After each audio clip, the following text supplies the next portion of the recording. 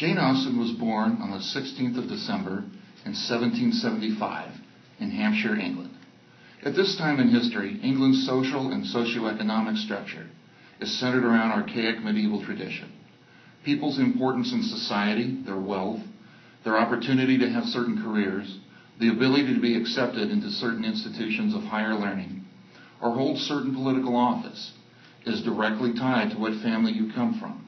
In order to be allowed into the higher levels of society, you have to be born with an official title, and depending on what title you were born with, you are then entitled to certain privilege and wealth.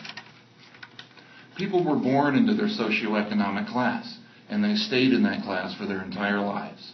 If you were born into a family of blacksmiths, you were expected to be a blacksmith or something very similar. The career you had and subsequently the amount of money you could make depended entirely on your heritage, your title, and the class you were born into, not on how hard you worked or how talented you were. However, there was one way to move up the socioeconomic ladder. You could marry someone from a higher socioeconomic class. If you married into a higher class, you were then part of that class and could enjoy all the benefits that class provided, and your children would receive those benefits as well. At this time, many marriages were arranged by families. People didn't marry for love, but rather used marriage as a bargaining chip to move up the socioeconomic ladder. People were judged as potential spouses on the size and wealth of the inheritance they were expected to receive. Often that inheritance went only to the male children. The girls were expected to marry into their own money.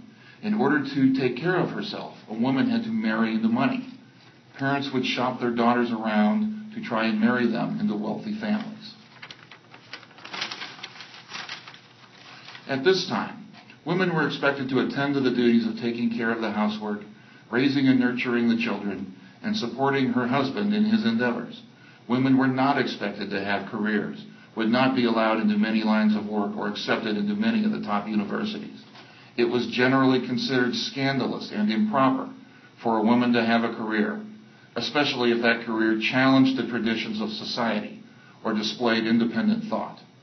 Women were expected to choose to marry not the man she loved, but the man who offered the best price. A woman's happiness was subordinate to economic needs. It was unacceptable for women to be sexually experienced, learned, and worldly, while these qualities were admired in men. Women were not expected to be outspoken, but rather quiet and supportive of their fathers and husbands. Women were expected to be polite, cordial, and display a complimentary sense of humor. If a woman had a brilliant mind, it was not proper to openly display her erudition. This was the world Jane Austen was born into. It was a world that Jane Austen rejected. Jane Austen refused to enter into a marriage that she wouldn't be happy in to simply climb the socioeconomic ladder. She rejected the pleas of those around her who told her that her pursuit of writing was a waste of time. Shortly after her death in 1817, Jane Austen was beginning to be recognized as one of the greatest authors in the history of the English language.